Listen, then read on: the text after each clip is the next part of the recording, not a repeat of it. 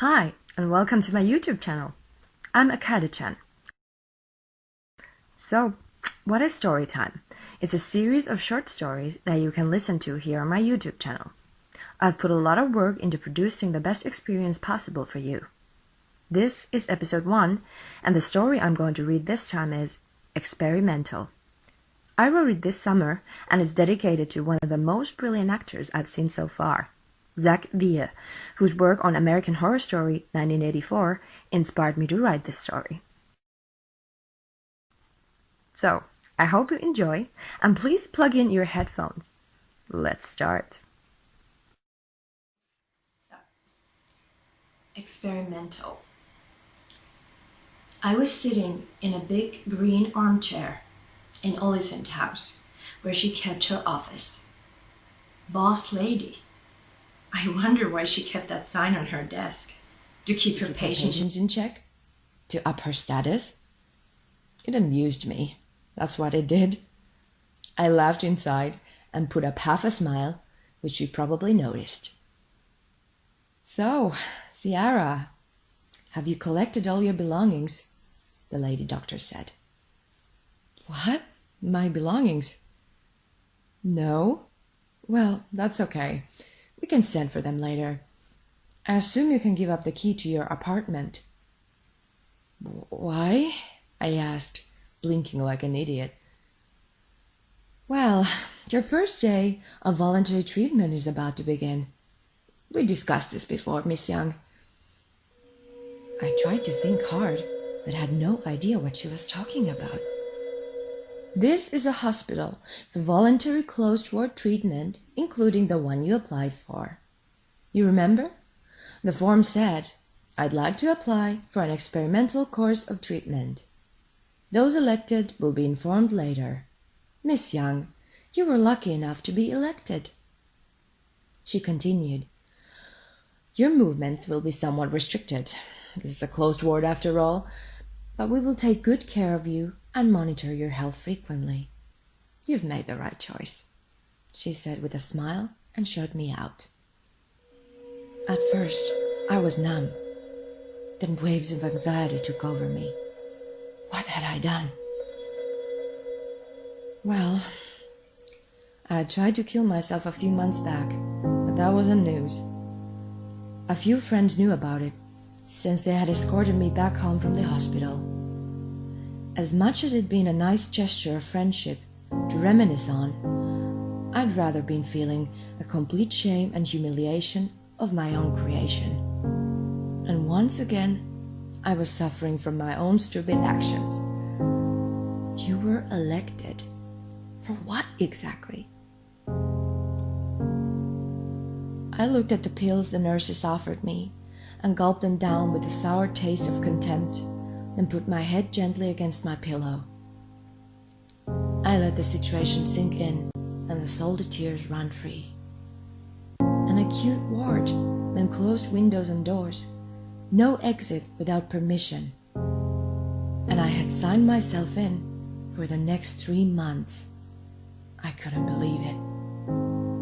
The room spinning, I closed my eyes and drifted off. I woke up 2 in the afternoon the next day. I jumped straight out of the bed in a cold sweat and headed to the office. We believe in swift execution. To treat your symptoms, we've made an excellent plan, and there's nothing more effective than starting early. An older male in a long white jacket said to me right after I was shown to his room. Oh, I'm Dr. Joseph Carlyle, the specialist treating you while you stay with us. He said in a well-learned, friendly manner and shook my flaccid hand, still sweaty and cold. A bit lightheaded, I replied with a soft, The idea is you can explore the other participants' reactions and motivation. Perhaps you can learn something. What you don't want to become, for example. Learn what I don't want to become? What the hell did he mean by that? So it's a type of group therapy? I asked. No, not at all. You'll be paired with one patient only for your sessions.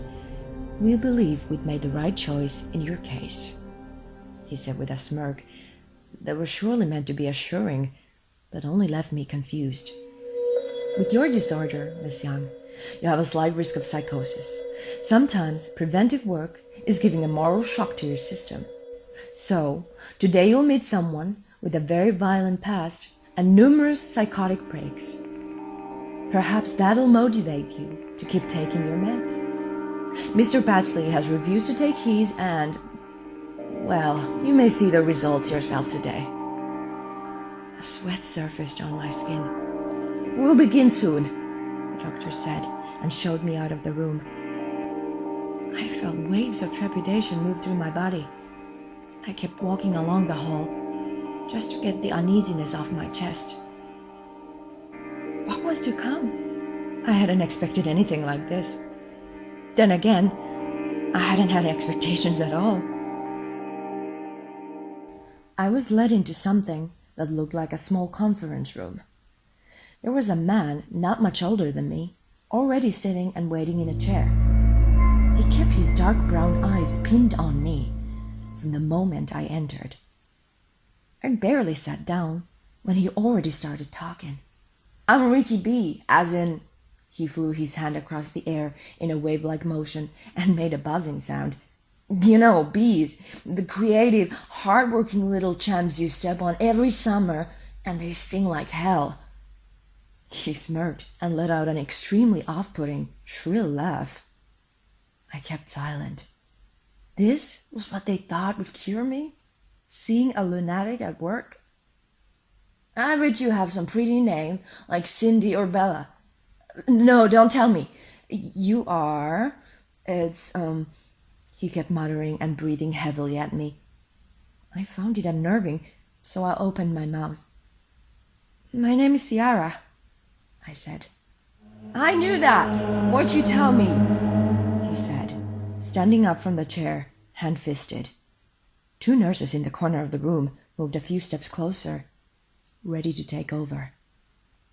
His eyes burned for a moment, before he suddenly sat down again, gave a hard sigh, and flailed the nurses off with his hand.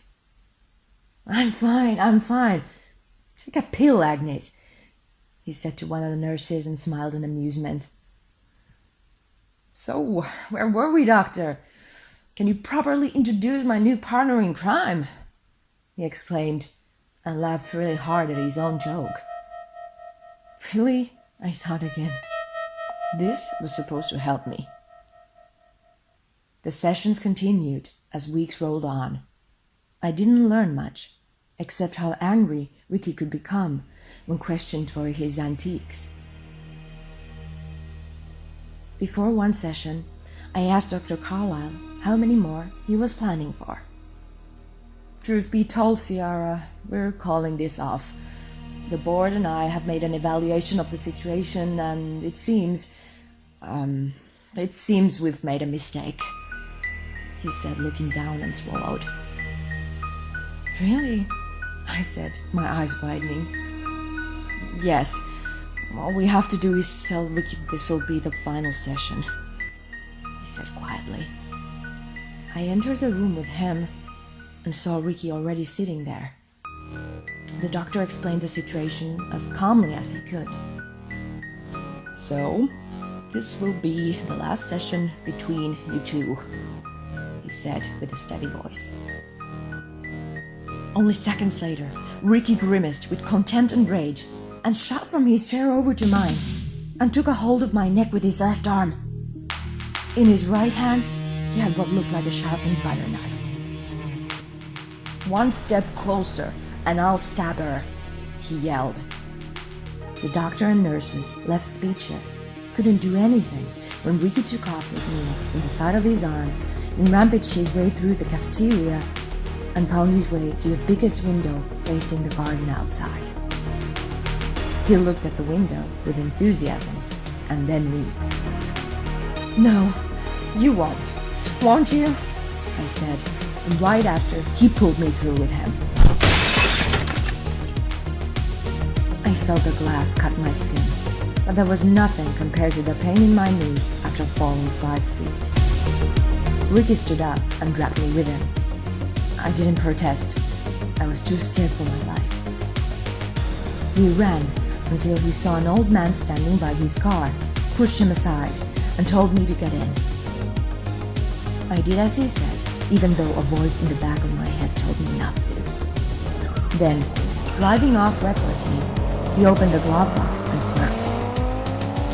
"We can definitely use that," he said, holding a gun. "Have you ever fired one?" "No," I said, shaking with fear. "The beer in there isn't bad either," he said, took the gun to his side, and pushed the pedal violently. After a few miles into the highway, we saw a cop speeding our way. "Take the gun." "What? Why?" I said. "That cop is following us. Take him out," Ricky said with a blank expression, keeping his eyes on the road. "What? No, I won't!" I cried and shook my head. "Do it now," he said, tightening his voice. "Stop it!" I yelled. My heart raced in panic. "Do I need to do everything myself? You're not being too helpful, Sierra. Mark my words, you're not," he said, and steered while reaching for the gun. I gasped, as if it was going to be my last breath, and closed my eyes.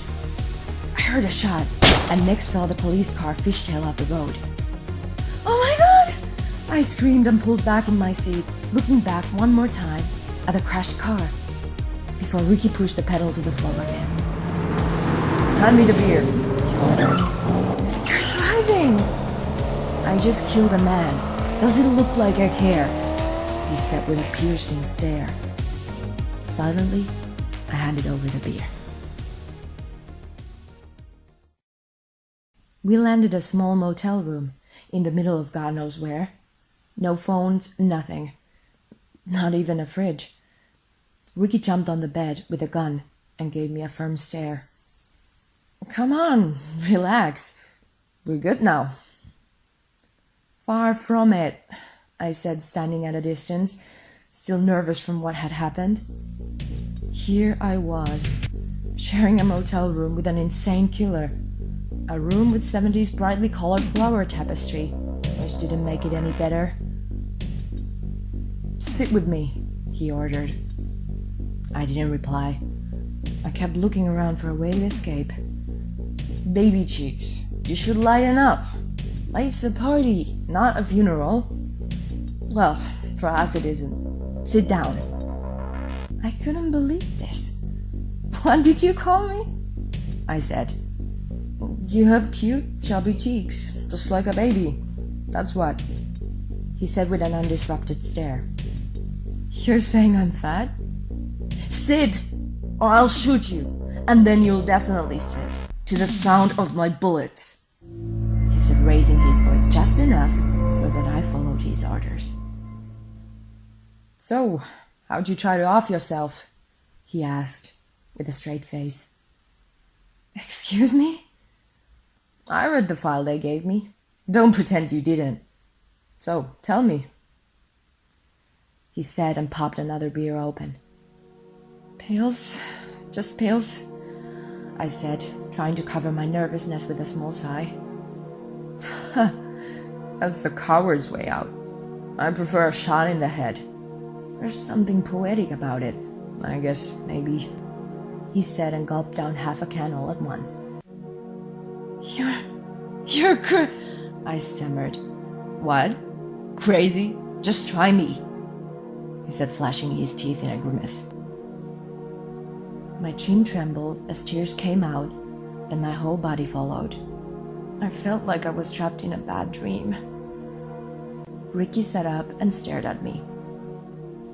"The society has made you think that we need to be whatever they want us to be. You think you know who I am because of some ink on a piece of paper? Don't you go calling people names when you don't know shit about them. Understood?" "Yes," I replied, eyes closed, still shaking. "Good," he said, and lay back on the bed. "You're my ticket to freedom. I thought I'd reward you by letting you go. But you've become too much of a risk and an asset at this point. Sorry for that, I guess." I heard a lighter snap and smelled a strong aroma of a cigarette. I opened my eyes and confronted Heath. "Are you going to kill me?" I asked quietly. "Don't pretend like you know my next move," he said and blew smoke out of his mouth. "It was an honest question," I said, toughening my voice a bit. "Well, I'm sort of fond of your chubby cheeks. But then again, you might deceive me. Our friendship is the most uncommon one." "Friendship? There isn't one. You kidnapped me," I said with my eyes wide. "This man." He took to his left side and moved closer. "Like I said, it's the most uncommon one. Peculiar. Created by circumstance only. You need me, I need you," he said, and smirked at me, followed by a devilish laugh. "Has anyone ever told you you're delusional?" I said, sparked with irritation. "You like gambling, do you?" "Little girl, I'd advise you not to. You've seen my rage." In a flash, he came even closer, sending his eyes across my face and body in what seemed excitement. Waves of trepidation rushed right through me. "You said you need me, so I should be fine. And I'm not a girl. I'm 28. I replied as confident as I could. "And she's got attitude." "Shut the lights. I want to sleep. I don't even think about running. The motel owner is my friend." With that command, I shut the lights and started a night of crippling anxiety. In a bed I could never truly sleep in, with only one thought in my head. I wished I'd never been elected. A few days went by, and I couldn't get a moment to myself without Ricky constantly monitoring my every move. Escaping seemed impossible, until I figured it out. Another morning came, and he woke up to the sight of me kissing his belly. He startled and reached for the gun. "Just relax," I said, and instantly felt like I had sold my soul to the devil. The moment passed, and I felt like I had him in his weakest state. "I could lay here forever, baby cheeks," he said, smiling at me. "You're the most confusing person I've ever met, and I've met a few contradicting assholes in my time," I replied, still in his arms. "You've met the wrong assholes. I'm a new brand of bad. You can never have enough of me. And I can never have enough of you," he said, breathing down my neck. "God, the confidence. You're pure evil," I sneered. "But don't you like the taste of it?" he said, flashing his crazy eyes. As defenseless as he seemed laying there, but naked on the dirty sheets, I couldn't trust my luck enough to grab the keys and run. I scolded myself in my thoughts. Then suddenly he said, "Let's hit the road. I'm tired of this place." And so we did. We drove down the highway and stopped by some lakeside hills. It was a pretty scene, to be honest. We sat down on a lonely piece of rock facing the lake. "I killed some people, you know," he said. I froze up. "How'd you do it?" I said, trying to look chill. "You really want to know? You want to hear all the gory details?" He said, his eyes lit up. "No, I just want to maybe understand you." "I killed them because I wanted to see if it made me feel something," he replied, his eyes lost somewhere in the distance. "Well, did it?" I said, genuinely waiting for the answer. "No." I gulped and just stared while he kept pondering. Before I got the chance to choke on the unnerving silence, he kicked a can of beer down the rock. I startled. "I fucking hate people, man," he murmured. Then he shook himself to perk up. In that moment, I noticed the car keys drop out of his pocket, just behind him. I tried to control myself. I had to be clever with this. "By the way, did they give you the full description?" Ricky said with a slight, quickly disappearing sneer. "Of what?" I said, frowning. "Of me, babe. Did you read the part where he says we have the same disorder?" He proclaimed, smiling wider and wider as the thought sank into my head. "No." "Yes, babe. You and I are the same crazy." The words sank even deeper, and I shut off. "Really? They left that out? How inconsiderate," Ricky snickered. "Shut up, shitface! You're playing me!" I yelled, cheeks flushed, unable to control myself anymore. "No fucking way. I'm telling the truth," Ricky said, and burst into an uncontrollable laughter. He kept shaking his head in amusement. The keys were finally in my grasp. I took them while he was still distracted by his own laugh. Then, after a moment, he said, "Really? After all this, you don't know? I am the absolute truth, even when it fucking hurts. I am the judge, the one who keeps balancing the death score. Saints and sinners, everyone's the same. I don't separate." The look on his face was as serious as it could get. "What the hell are you talking about?" I said, anxiety pounding in my chest. "I don't lie. I just take what's mine." That was the moment I knew I had to do it. I stood up, kicked him to the water, and ran as fast as I could. He fired at me, and the bullet hit the side of my leg. I kept running, even though my knees felt weak, and finally managed to reach the car, put the keys in, and speed off. A few hours later, the car ran out of gas and finally gave in half a mile before I reached the asylum. I dragged myself across the blooming garden and reached the door right before my knees went weak again.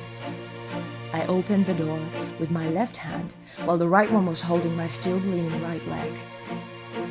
Blood kept dripping on the floor as I dragged myself to the information desk. "I think I'm ready now," I said, out of breath. "Ready for what?" the lady behind the desk asked. "Therapy," I said, fell to the ground, and lost consciousness.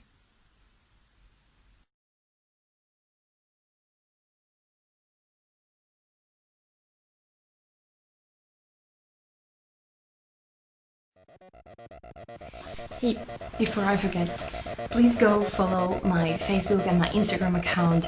They're both Akaeda-chan, and you can find the link down here in the description box. Okay, see ya!